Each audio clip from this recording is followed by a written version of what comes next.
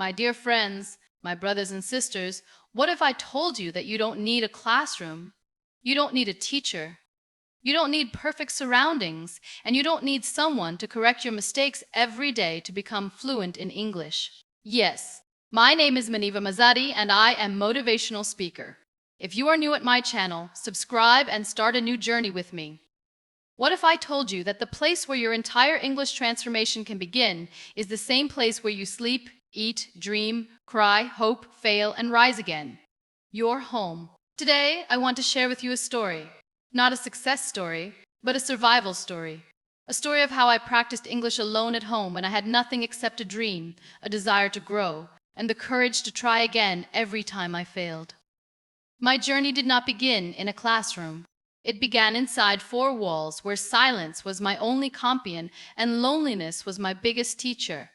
I learned English not because someone trained me, but because I refused to remain silent. I learned English not because people believed in me, but because I stopped believing in their doubts. I learned English not because everything was easy, but because I made a promise to myself, no matter where I am, I will grow.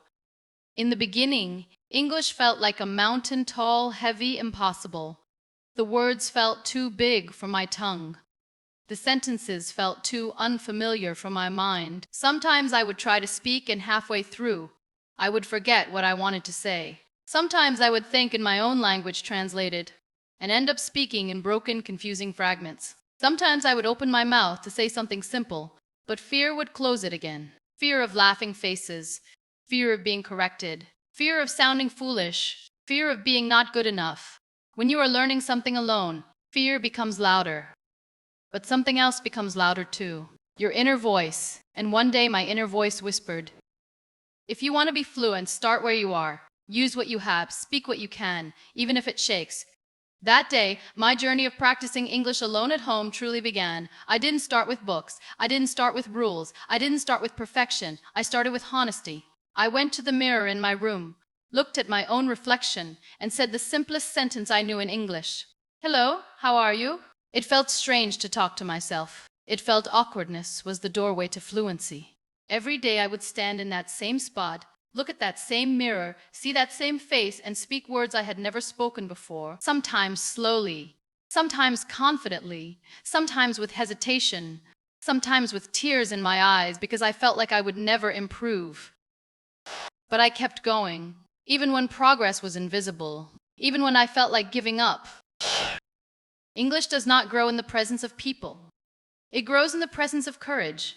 And courage grows when you are alone. Practicing at home gave me something no classroom could give. Freedom. The freedom to make mistakes without shame. The freedom to mispronounce without embarrassment. The freedom to experiment with sentences. The freedom to be a learner without pressure. When you practice alone, you don't have to perform. You only have to progress. So every corner of my home became my training ground. My room became my speaking stage. The kitchen became my practice area.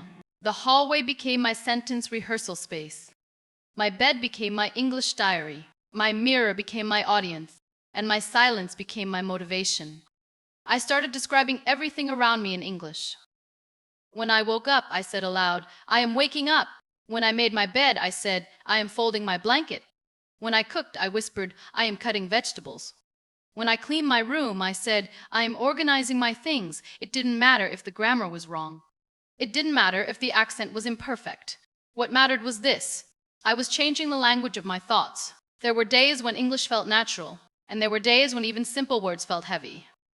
But I kept speaking even if my voice was not loud. I didn't wait for someone to correct me. I corrected myself by trying again and again. I became my own teacher. And slowly English became comfortable in my mouth, in my mind, in my daily life. Another thing that changed everything was shadowing. I simply called it copying. I used to listen to English speeches, English dialogues, English motivational talks, and I would repeat every line out loud like a child learning to walk. I mimicked the tone, the speed, the expression, the emotion. In the beginning, I could only repeat one word at a time, then one sentence, then two sentences. Then I started repeating entire paragraphs. My mind started catching rhythm. My mouth started trusting the words, and English started trusting me. One thing that helped me every single day was reading aloud. Not reading silently, reading aloud, reading with my voice, reading with expression. Reading with courage, because when you read aloud, you train your mouth, your ears, your brain, and your confidence all at the same time. I read articles, books, subtitles, anything I could find. I didn't try to understand every word. I focused on the sound, the flow, the feeling. And slowly, without even realizing it, the words I used to read began appearing in my speech. Another powerful practice was journaling in English. I wrote my thoughts, my feelings, my fears, my dreams, my victories, my failures, everything. At first, I wrote simple sentences, then longer sentences, then emotional paragraphs. And one day, without planning it, I wrote 2 full pages in English without stopping. That was the day I realized something important. English was no longer a subject. It had become a part of my heart. Practicing alone at home gave me discipline. Discipline gave me consistency. Consistency gave me fluency. And fluency gave me confidence. There were days I cried because I felt stuck. Days when I listened to fluent speakers and felt like I would never reach their level. Days when I spoke to myself and my voice cracked because I felt foolish. Days when self-doubt attacked me harder than any grammar mistake. But I kept going. I kept practicing. I kept speaking because each day I practiced even for 5 minutes. I became a little better than the day before. I kept practicing English alone at home is not about speaking perfect sentences. It is about speaking consistently. It is about speaking honestly. It is about speaking even when you don't feel ready. Fluency does not grow in perfection. Fluency grows in repetition.